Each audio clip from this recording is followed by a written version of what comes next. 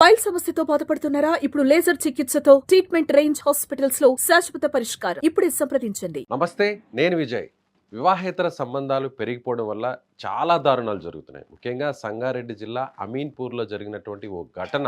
ముఖ్యంగా ఒక తల్లి ముగ్గురు బిడ్డలను కూడా కిరాతకంగా చంపడం, అందులోనూ 10th క్లాస్లో ఉన్నటువంటి ఒక వ్యక్తితో పరిచయమైన తర్వాత రీయూనియన్ కార్యక్రమంలో పరిచయం అవ్వడం, ఆ తర్వాత అతన్నే పెళ్లి చేసుకోవాలనుకోవడం, దాంతో భర్త అలాగే పిల్లలు అడ్డు ఉన్నారు అనేటువంటి ఉద్దేశంతో ముగ్గురు పిల్లల్ని దారుణంగా చంపింది. నిజంగా ఇలాంటి ఘటనలు జరగడం చాలా బాధాకరం. మనతో పాటు మాట్లాడడానికి ప్రముఖ సైకాలజిస్ట్ డాక్టర్ పూజిత గారు ఆన్లైన్లో ఉన్నారు. నమస్తే అండి.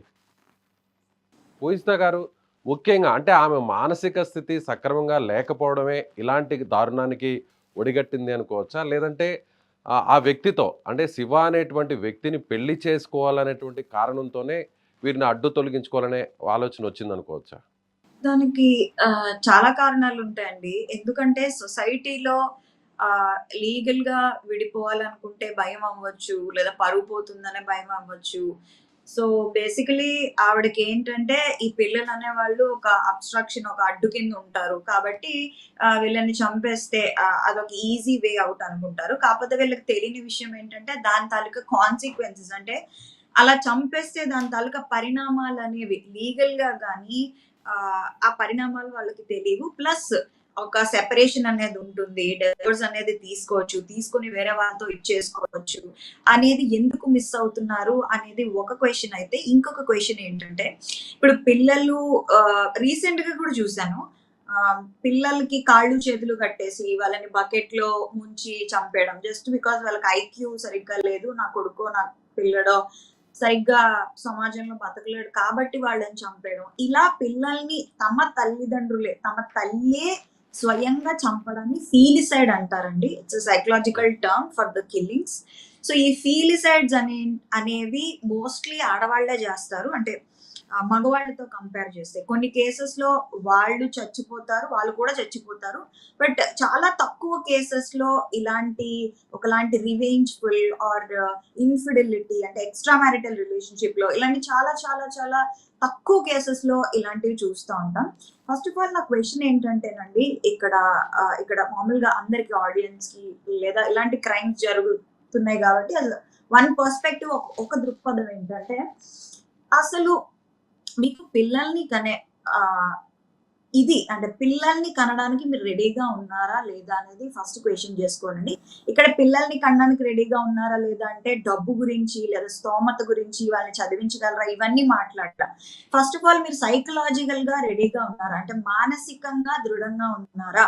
అంటే నా జీవితంలో ఎలాంటి ఒడుగుదొడుకులొచ్చినా లేదా ఎవరొచ్చినా, ఎవరున్నా, పోయినా సరే నేను పిల్లల్ని చూసుకోగలను అనుకుంటే మాత్రమే పిల్లల్ని కనండి. ఇది దయచేసి నా విన్నపం అనో, నా సజెషన్ అనో అనుకోండి.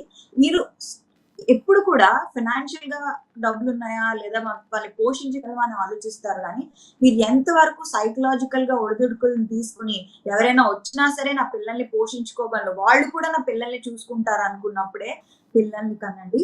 ఇంకొక విషయం ఏంటంటే, ఈ మధ్య కాలంలో చూస్తున్నట్లయితే ఈ క్రైమ్ అనేది విపరీతంగా ఎక్కువైపోతున్నది. So, I think it is because of TV అంటారా? లేదా టీవీలో వచ్చే సీరియల్స్ తాలూకా ఎఫెక్ట్ అంటారా? లేదా సీరీస్‌లో చూసి అంటే సీరియల్స్‌లో చూపిస్తా ఉంటారు. విషం పెట్టి చంపేసేసేయడం.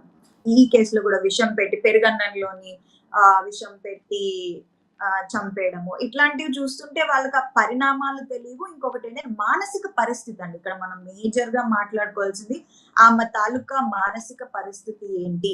అసలు ఇలాంటి మనుషులు మన చుట్టూ ఉన్నారంటే మన వెన్నులో వణుకొస్తూ ఉంటుంది. అలాంటివి వినడానికి బేసికల్లీ. ఆవిడ మానసిక పరిస్థితి ఎలా ఉంది? దీనికి ముందు, దీనికి వెనక అసలు వాట్ ఇక్కడ ఈస్ మరొక హ్యాపెనింగ్ కారణం ఎగ్జాక్ట్‌లీ? కూడా చెప్తున్నారు పూజిత గారు.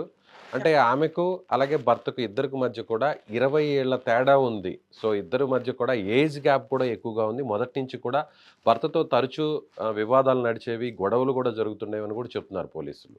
అంటే ఏజ్ గ్యాప్ కూడా ఇదొక రీజన్ అనుకోవచ్చా? ఏజ్ గ్యాప్ అనేది అన్ని సార్లు రీజన్ అవ్వదండి. ఎందుకంటే ఇప్పుడు పెళ్ళయ్యి చాలా సంవత్సరాలయింది. ఐ డోంట్ నో ఎంత కాలం అయిందో వాళ్ళకి పెళ్ళయ్యి. అంటే మరి 12 ముగ్గురు సంవత్సరాలు పిల్లల్ని ఆమె బాబు, 10 సంవత్సరాల ఎన్ పాప, 8 ఆ! సంవత్సరాల బాబు. మొత్తం కూడా 12, 10, ఓకే. 8 సంవత్సరాలు. అంటే ఆల్మోస్ట్ కనీసం ఒక 13-14 సంవత్సరాలు పెళ్ళయి ఉంటుంది. సో పిల్లల వయసు చూస్తే.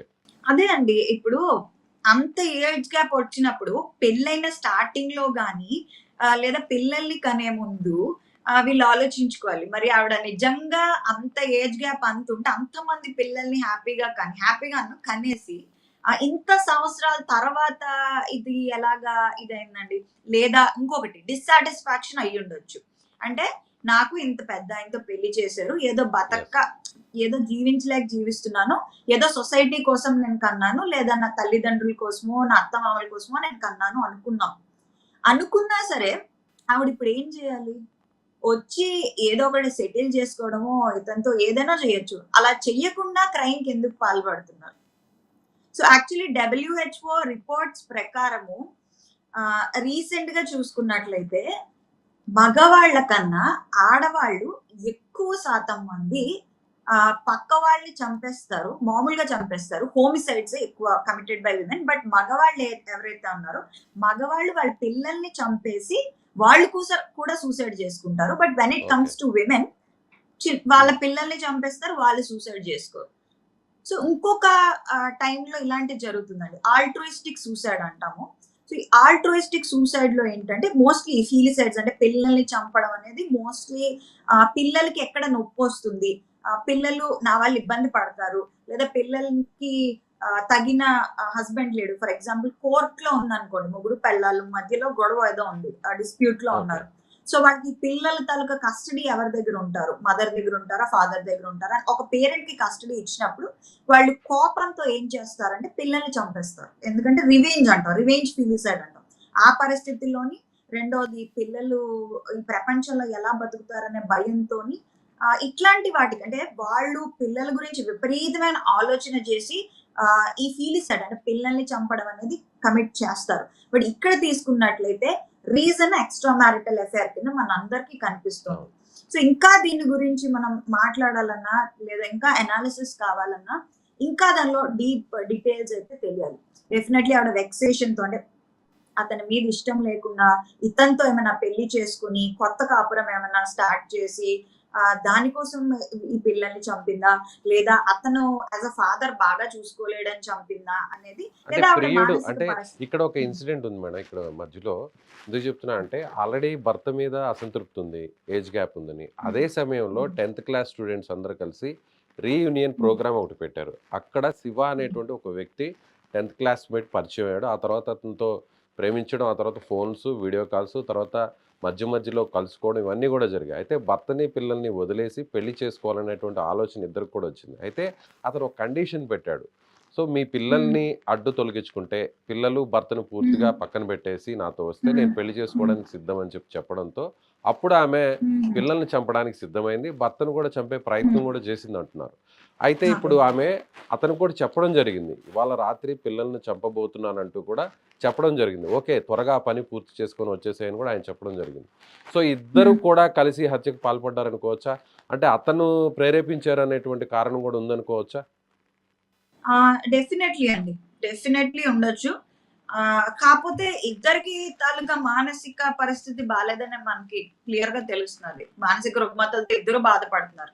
ఇప్పుడు డెల్యూషన్స్ ఆఫ్ గ్రాండియర్ అంటాం. అంటే ఈళ్ళేంటంటే ఒక ఊహాజనిత లోకంలో ఉంటారు.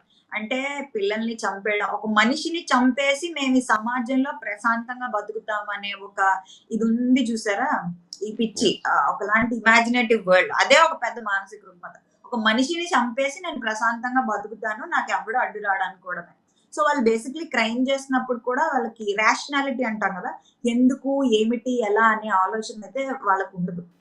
ఇంకొక విషయం తీసుకుంటే, ఈమె తాలూకా మానసిక పరిస్థితి తీసుకుంటే mostly mood disorder or BPD అంటాం. మీరు వినే ఉంటారు. బైపోలార్ ఉన్నవాళ్ళు ఇలాంటి ఆహ్, అత్ అత్యంత ఘోరకరమైన క్రైమ్స్ కోపంలో గట్రా చేస్తూ ఉంటారు.